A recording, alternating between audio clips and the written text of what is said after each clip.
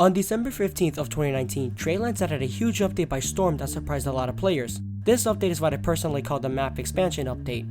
Weicker's got a redesign. The new Weicker island got a more aesthetically pleasing community and a more diverse content within the island. It even has the statue of the previous former king of Weicker, which was HHH. Unfortunately, the only downside is that the pocket of rocks that is known for mining materials most effectively got obliterated and no longer exist. Also, did I mention we got 4 new islands added to the game?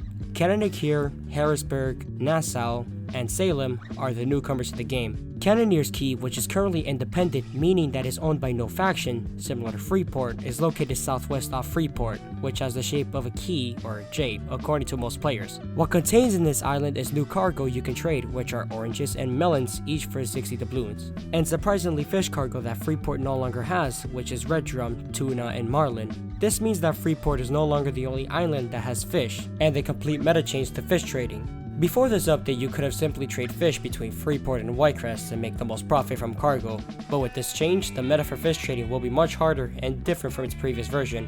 And lastly, what the island contains also has a warehouse manager and a crafting workplace.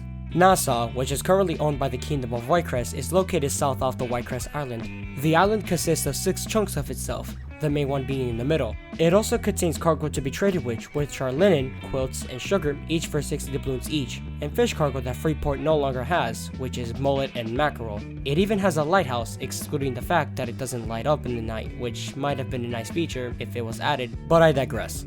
Salem, which is located east of Novobaraska Island, is currently owned by Novobaraska themselves. However, at the current time of making this video, the ownership is currently being challenged by Brooklyn due to a conflict and invasion between the two, and even though the invasion was successful, it is still owned by the Novobaraska faction. The island also contains new cargo that can be traded with, which are hats and socks, each for 60 doubloons, a warehouse manager, and oddly a bounty hunter that for the most part used to be only found on the main faction islands. This makes Salem the first non-spawn island to contain the bounty hunter. Lastly, Harrisburg.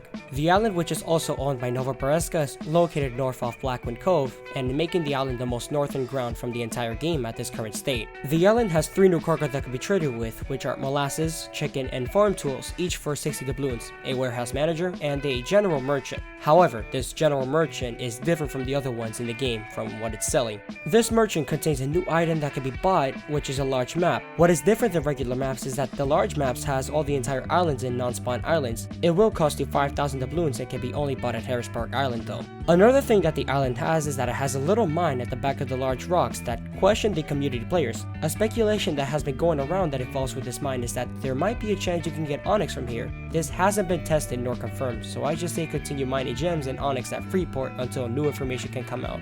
To wrap things up is that this update was well received. While a lot of people are liking the update with its new features, others don't really care about it and doesn't benefit them in their cause, which I can understand since I am in some way one of those people. I'm not saying that I hate the update, it's that it didn't make me too excited. I was just glad Tradelands got some sort of content update. At the end of the day, it is something we can all try.